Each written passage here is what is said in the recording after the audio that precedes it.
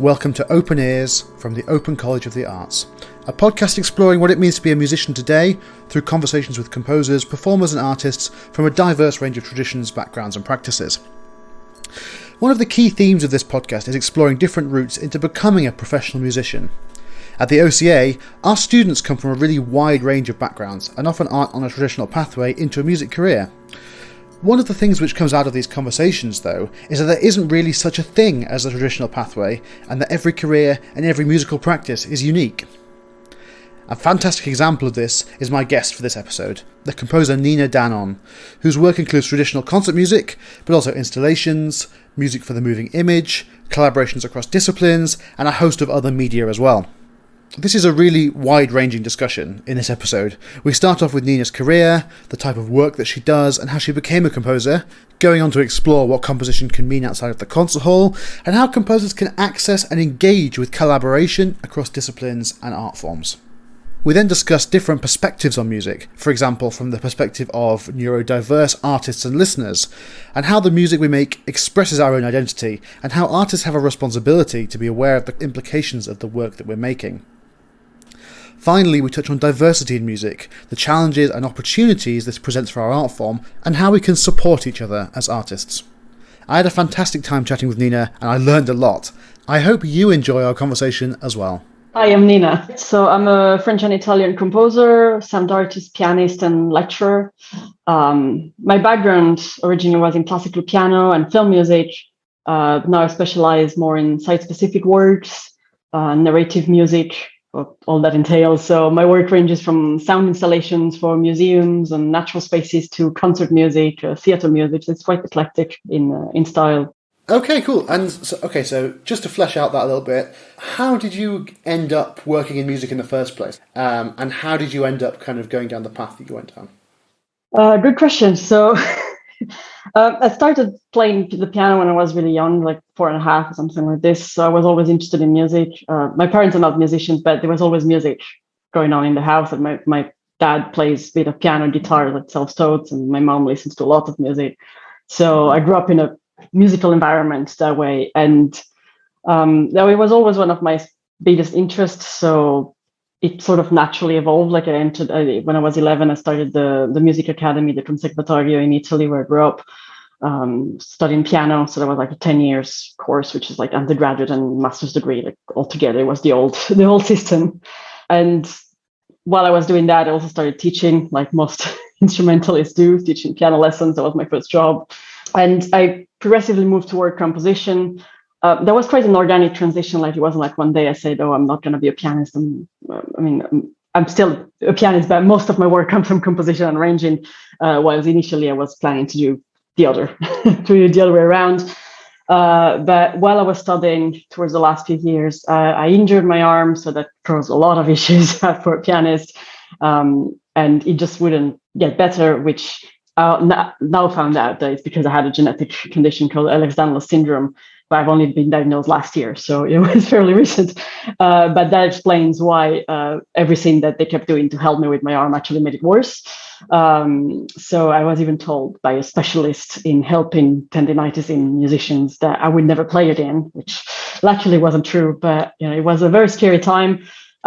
So my interest in composition, that I started going more and more towards that, because that was something that I could do, even though I was finishing my piano studies at the same time. And I began assisting various composers and orchestrators, and I got more and more interested in film music, which had always been something I was into. So I was also doing film school and learning how to be to direct and script writing and all these things, which was great for networking. Because I started to score in a lot of short films for my fellow students as well as my own stuff. And then later I did a master's in sound arts in London at Goldsmiths. And while doing that, I was still developing my network, realizing that I was more interested in all sorts of collaborative composition approaches, so working with all kind of different artists, creating my own opportunities. I did some crazy things like putting together my own theater troupe with a friend of mine who was an actress, and we put up a play with over 16 artists. Our first play, that was like something completely insane. I wouldn't do that again ever. It was great as a as a starting point, because we we wouldn't get that kind of opportunity otherwise. So we just made it, and it worked out by some weird kind of miracle. But it was like a great way of networking, great way of trying things out. So I'm not sure when I would have started calling myself a professional musician, like really, but I always had like multiple streams of income. So what's called a portfolio career, from lecturing, teaching, then lecturing, composition, arranging, recording, which I found that for me that's much more satisfying than having just one focus. I know that's not something that worked for many people, but I like, that helped me when I procrastinate. Because if I procrastinate on one project, I'm working on another one. So I'm still doing something productive. Yeah, absolutely. I know exactly what you mean. And I know I also have that same portfolio career experience. So yeah, I think it's great being able to have actually those different facets of a creative practice. And they all inform each other, don't they, as well? Yeah, totally. Especially the teaching. Like I find that really is informed by what I do, but also helps me reflect Yes. a lot of aspects that I would not think about in my practice. I really love analyzing things and researching.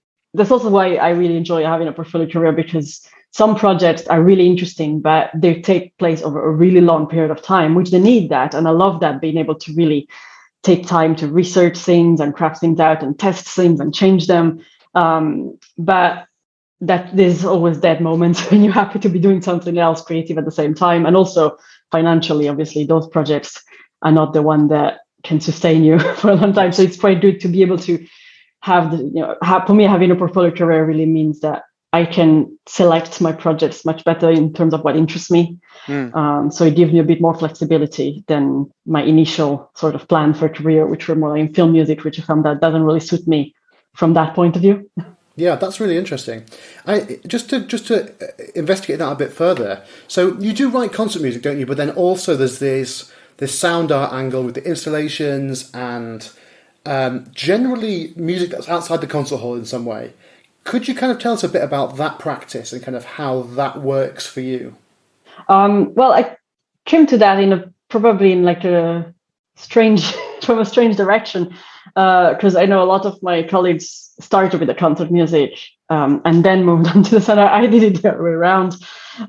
So I only started writing concert music fairly recently, like 3-4 years ago, because I approached it first from the film music, which then turned into music for sound installation and compositions for galleries and museums, which in a way it's quite similar to film music in that sense that you're still telling. I mean, it's a narrative form of music, which in terms of composition, it's maybe similar to writing for games in that sense that you have it's non-linear. So, some of it, but my first approaches were quite linear and more like an album that was played in the space. And now we're experimenting more and more. And when I did my degree in sound arts, we started, looking at that part of music history and learning a bit more about it and different techniques. But I'm not doing much generative music in that sense. I know that a lot of people who work in sound arts do it more that way. I like to compose it more like a score, which then maybe sometimes that pulled apart and put in a lot of different positions. But so it's some kind of hybrid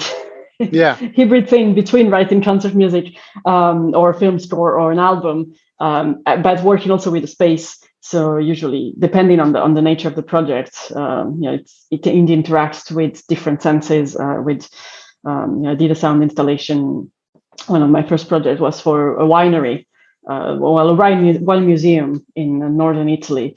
And they had this olfactory gallery that they were creating. So they had a multisensory little gallery where you just walk through that and you smell different perfumes, and you have to start recognizing those and touching a few things as well. And to prepare you to recognize those perfumes when doing a wine tasting of two specific wines. So they commissioned the music to enhance the perception of those specific smells. Yeah, that sounds absolutely fascinating. So how did you go about creating music to correspond to a smell or a taste or a texture? Like, how do you approach that? Well, I did a lot of research first, of course, to see what research exists on cross-modal perceptions, which is quite a lot. And I'm always quite fascinated. I go into really deep rabbit holes and reading these things. But yeah, so there's certain correspondences between our senses. So certain pitches, for example, will enhance certain tastes. Some pitches can make something feel bitter or sweeter, and the timbre of some instruments as well can have different perception, tactile perceptions, for example, that can be evoked. So there's definitely some things are common for everyone, really. Like for a majority of people, we respond in certain ways to certain sound, but other things are more personal in that sense. So there's obviously a part of it that is very subjective. Is that just a kind of extension of the idea of, like, when we talk about lightness and darkness in sound, when we talk about the way we talk about texture is often very tactile. Is it kind of just an extension of that, or is it something kind of more scientific? I think it's a mix of both, really. There's definitely some scientific elements, but there's something that everybody recognizes in one way or another, and there's a lot of things that are cultural associations as well. Like if you talk about light and dark, and it's not going to be 100% of people who will perceive it in the same way, but there's a vast majority of people who will associate it like that, and some are just correspondency that we have through natural things. So, for example, when we talked about enhancing the sense of smell, then we used a lot of the piece had a lot of things that reminded the rain. Because when when it rains, you smell all the perfumes that come out a lot stronger. So some of the things are just association that we have through our life, but other things are more like synesthetic perceptions. So you won't have they will change from person to person. But there's things like when you talk about textures, that's definitely something that you can perceive with all senses. So it's really something that you can use in a composition. Like you can feel a texture, you can smell a texture, you can taste a texture, you can see one. So that's something that you can use as a metaphor. So it's like the bridge. And if you have something, you recognize the same element. Say, oh, this sound is a bit rough, and oh, this thing I'm touching feels a bit rough. So then all the other thing that you associated to that sound, you'll associate them to the thing you're touching or the thing you're saying. So it's a really good way to create a bridge between two different media, really. That's fascinating. I love that idea. Is there a part of you that wants to now kind of create those multisensory experience, or are you just kind of, you're like the sound person, or would you kind of want to expand that and become this kind of like curator of all possible senses? Well, I like to work with other people. There's a lot. I wish I knew how to create perfumes and things, but that's a skill I don't have. So I like to work with people who can do that. But yeah, on some things, I like working with visual media as well, like with video and photos. So I've done some audiovisual installations, usually in collaboration with other artists. But I've worked on both sides of that. But that's because that's a medium I'm comfortable with. I have a basic knowledge of it, if we want. But yeah, mostly I do like being part of the whole creative process and not just being commissioned, to say, oh, we've already done this thing, can you add the music to it? But being part of it from the beginning, so that even if you're creating just one aspect of it, like just the sound, you can still influence, so the music will influence the other elements as much as they will influence the music. So it's more for dialogue. And regardless of what style, whether it's an installation or a film or, a play or anything, it's usually much more rewarding to be part of it from the start, so that you can help shape it. And it influences the music a lot as well. Like when you're part of it from the beginning, you understand the project much better. So you know what other people are doing, not just their result, but the whole creative process. So you can match that in some ways. Yes, absolutely. There's nothing like a good collaboration, is there?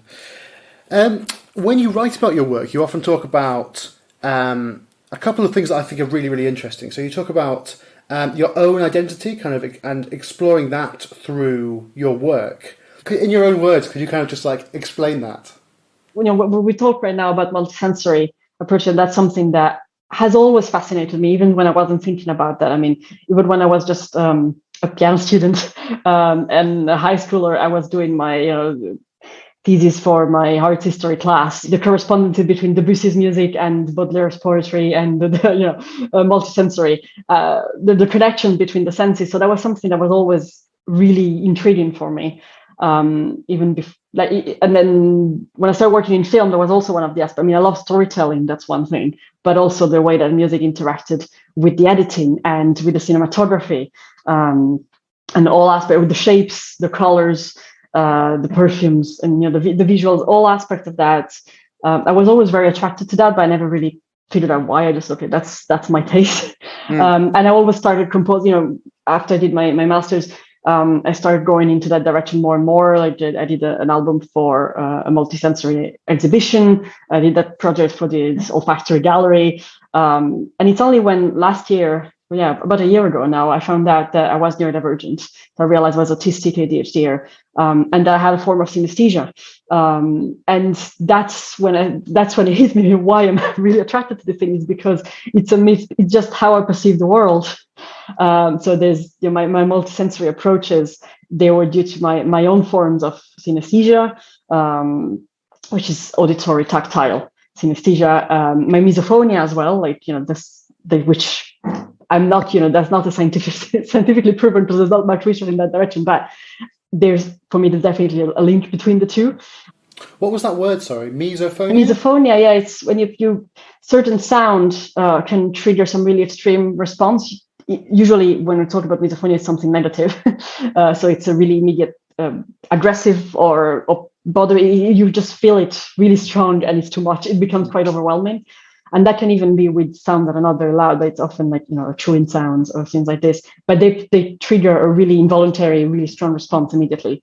So I do have that at times, and it just heightens sensory perceptions in general, which is very common in, I know a lot of other autistics and ADHD and neurodivergents in general who have those. And for me, that's always something that obviously influenced the way I perceive the world since I was a kid. So that's influenced my approach to music. So I do feel music as a multisensory approach.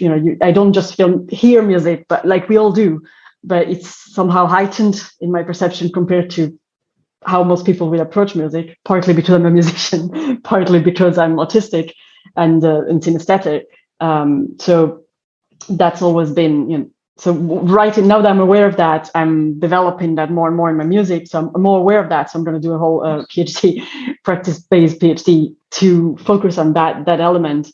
So understanding it and then using that to develop my own compositional language, but also something that I hope can expand our understanding of neurodivergent creative practices in general, because that's something that's very common. Actually, a lot of neurodivergent artists, especially autistic, will have all those who have heightened sensory perception are obviously influenced in their in their creative practice. I'm just speaking from my own perspective. I'm not saying that all autistic will have heightened sensory perception, and some don't have them at all. But it's just part of neurodivergent culture in a way, and something that's not really this, like for many students, for example, I realize that if they have any heightened sensory perceptions, whether they're neurodivergent or not, I mean, it can also be because they're just orally diverse, like they hear differently, whether more or less than the average person.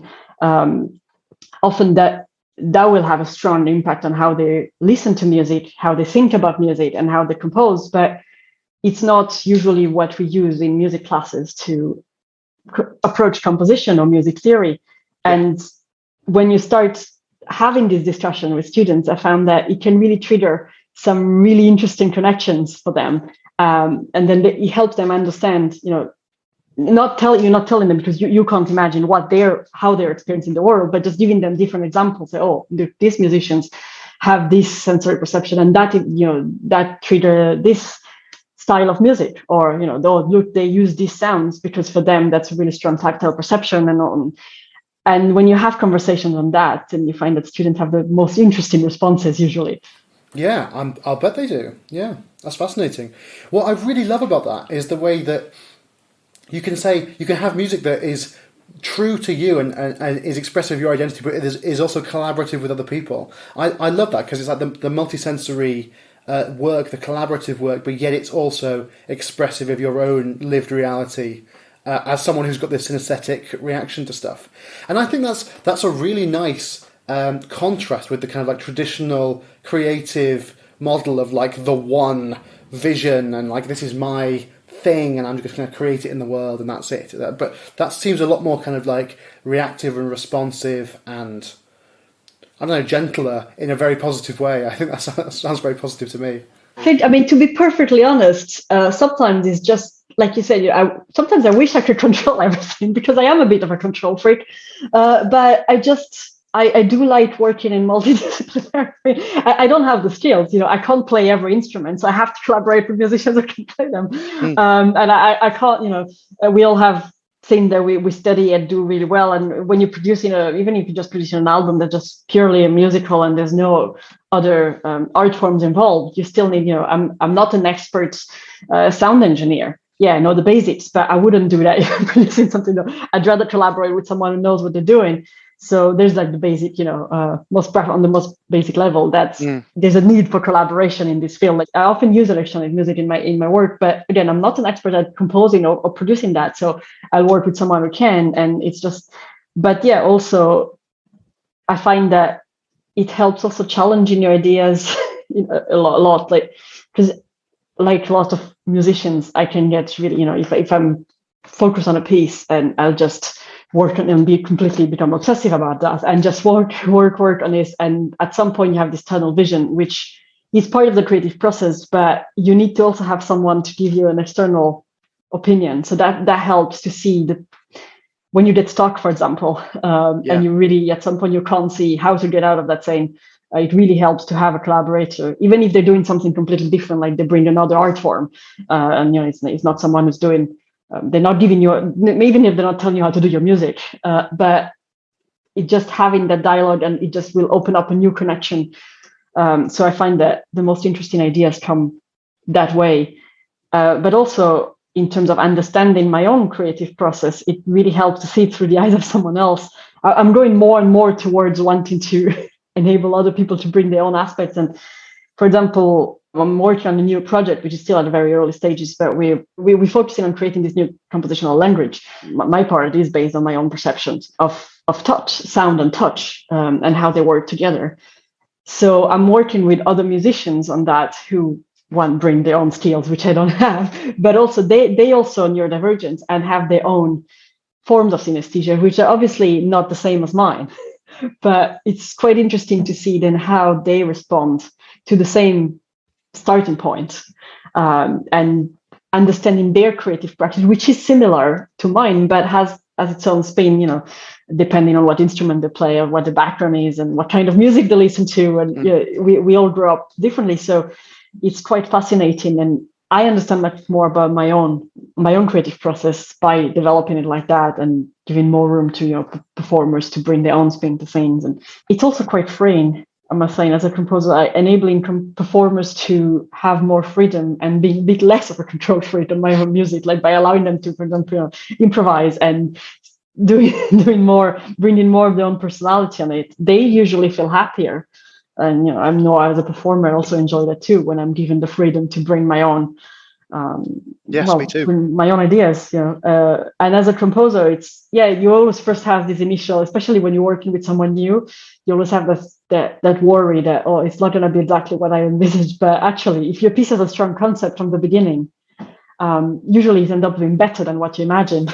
Yeah, I very much have had that experience. Yeah, absolutely. That sense of collaborating with a performer, and then you're accessing the best parts of each other's practice. It feels like sometimes, and you're kind of building off each other. It's because it's easy to think of a performer just as like the person who comes along and plays the music, but it's so much more than that, isn't it? When it works. Yeah, when it works. I know that it's not always the case. Like and if anybody is listening has had some bad collaboration, that happens to everyone. But I would definitely encourage them to try to find better collaborators in that sense that are more suited to them, not just to give up collaborations altogether. Because that would be a really big shame.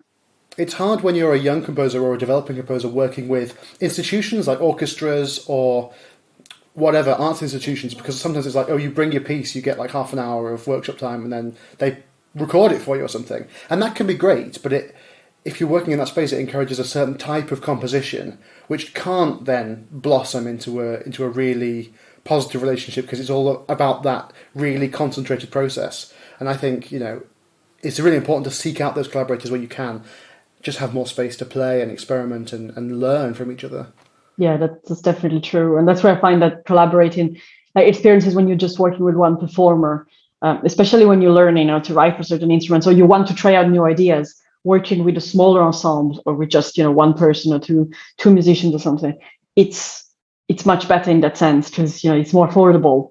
Even if if you're in a situation where you have to pay for the recording session, for example, it's much more affordable that way. But you also have a lot more flexibility around how you communicate with them, how you exchange ideas, and the performer doesn't just have to come in the end. That's something that I find a lot of. I mean, I made that mistake because I started from film music, where you just have the recording session and that's it, and you're not communicating with your musicians before that at all. And that's when you see that. But when you can just discuss things with them, I mean, even if they can change some of your music, but it can be a conversation. You can send them an idea, they can send it back to you. You can have a workshop. You can have multiple recording sessions.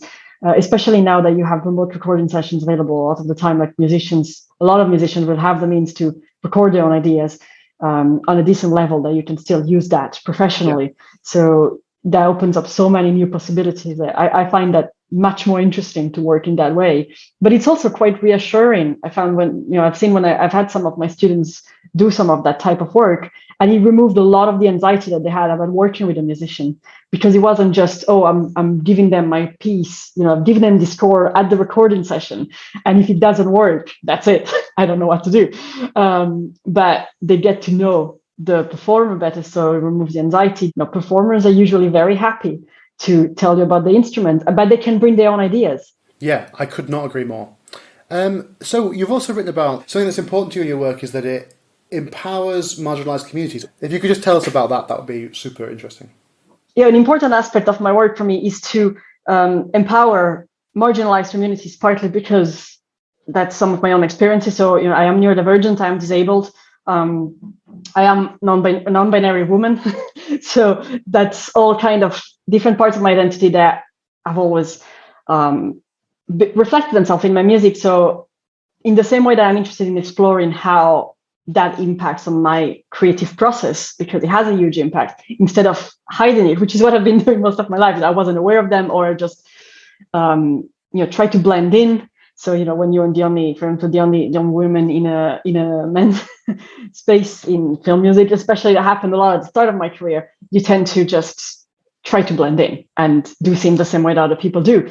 But actually, it's much more interesting from a creative point of view to bring your own voice and understand how you do things differently because of your own differences, which is something that luckily is starting to change in the music world. I found that, in recent years, there's been more talks about, recognizing that some communities are really underrepresented, some voices are completely underrepresented, in all kinds of minorities linked to any kind of differences, whether it's about ethnicity, or it's about gender identity, or it's about disability. And there's only been a few voices centered, socioeconomic background as well, like let's not forget that aspect. So obviously, I can only speak from my own experience. I come from some minorities, and I can't pretend to understand the struggle of people coming from others. But in general, I quite enjoy exploring that aspect of my creativity and working with other musicians who come from the same minorities, or like I mentioned before, or who come from other minorities, but to understand their voices, because often they'll have completely fresh approaches to music that, just because of the cultural norms and because of where Western classical music comes from, and because of colonialism and so many different reasons, have not been heard. So it's not that these voices didn't exist before, they have throughout the whole history of music, but often you don't know about them. I mean, I didn't even, throughout my whole study, I studied classical piano, I have a master's degree in that. I never played a single piece by a woman composer or a composer of color. That's quite shocking when I realized that, but at the time it didn't even occur to me.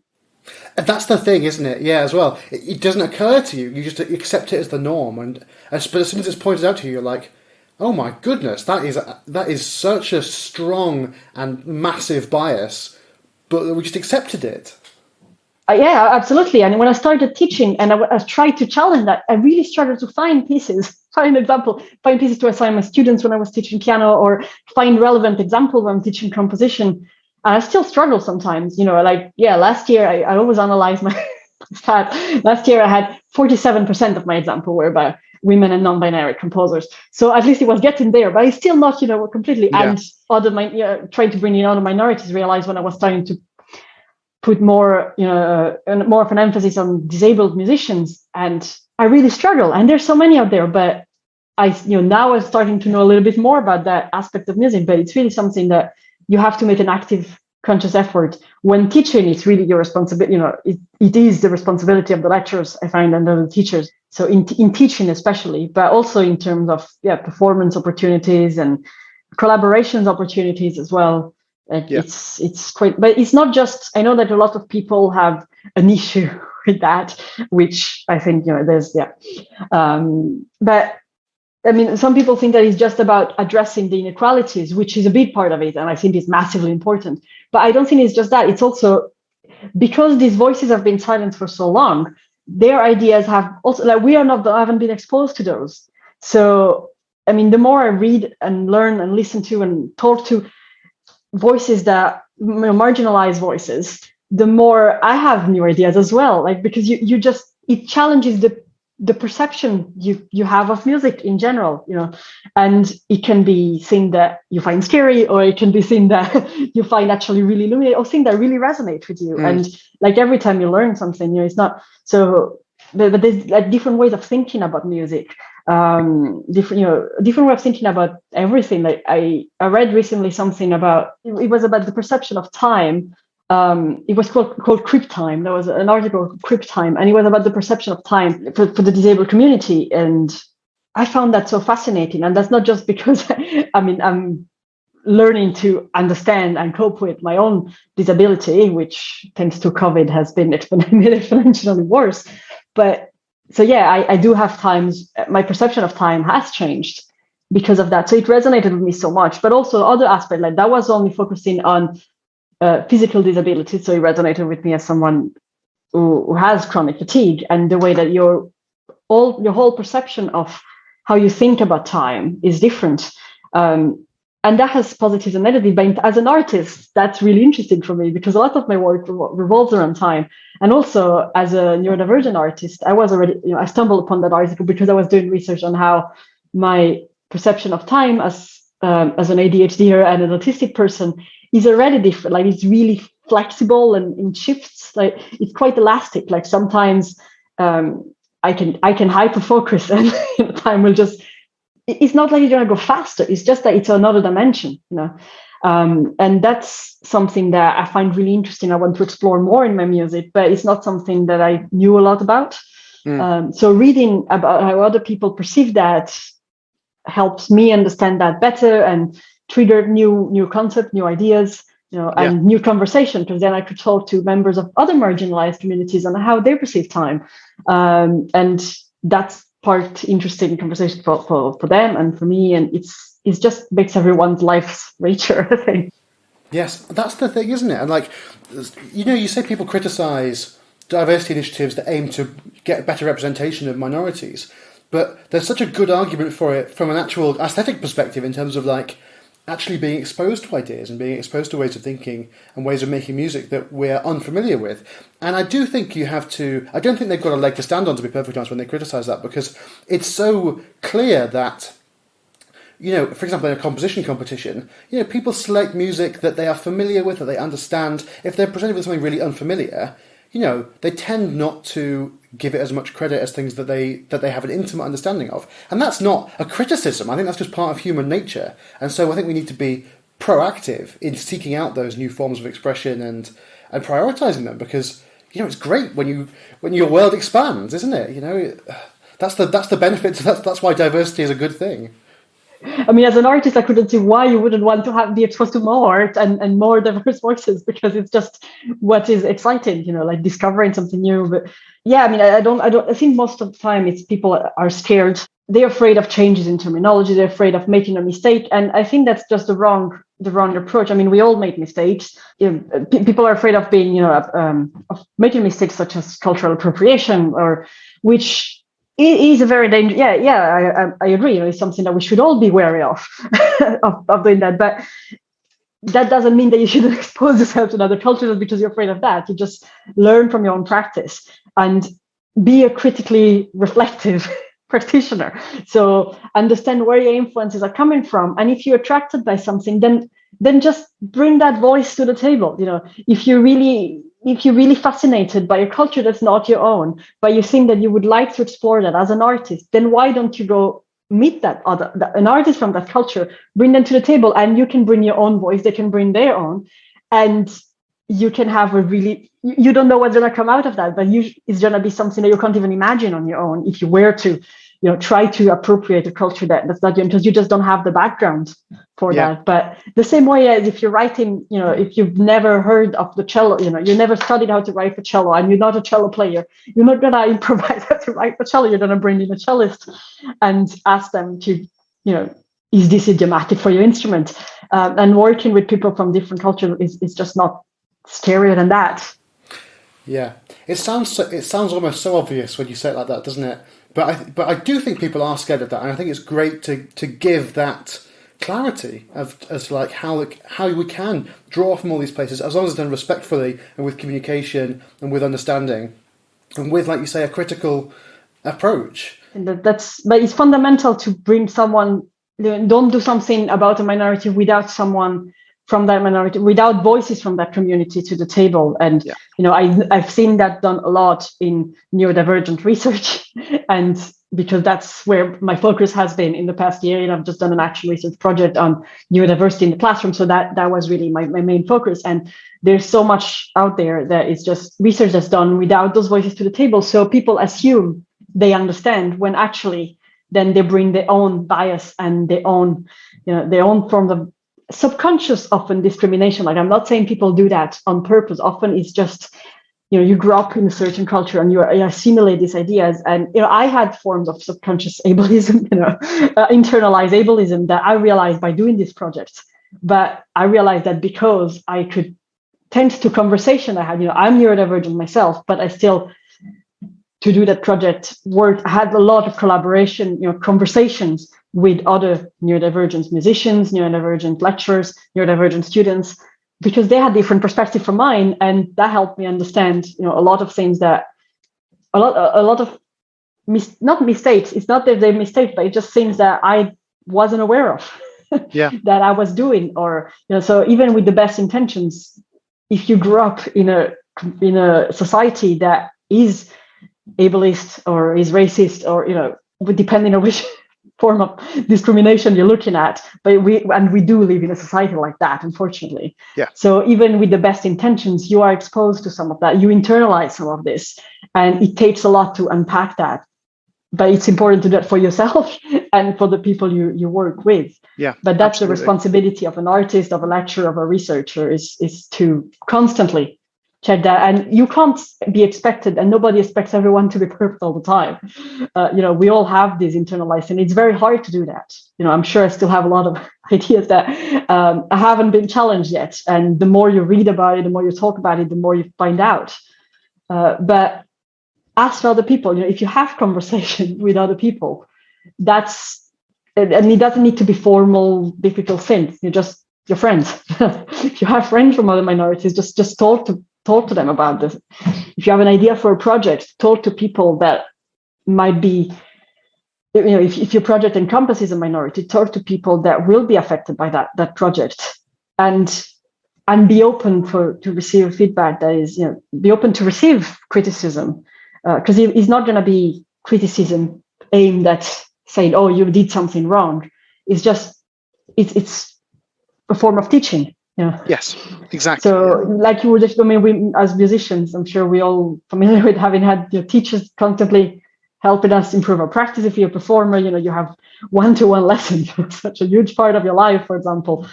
I can't speak for other people, but I know that I'd much rather prefer someone who's making the project, someone who's writing a piece about autism, to come and ask me, can you proofread that for me? Can you just be a sensitivity reader? Is there some form of ableism in there? And not everyone, obviously not everyone will be happy to do that. But if you ask someone, would you be happy to do something like that? And sensitivity readers exists.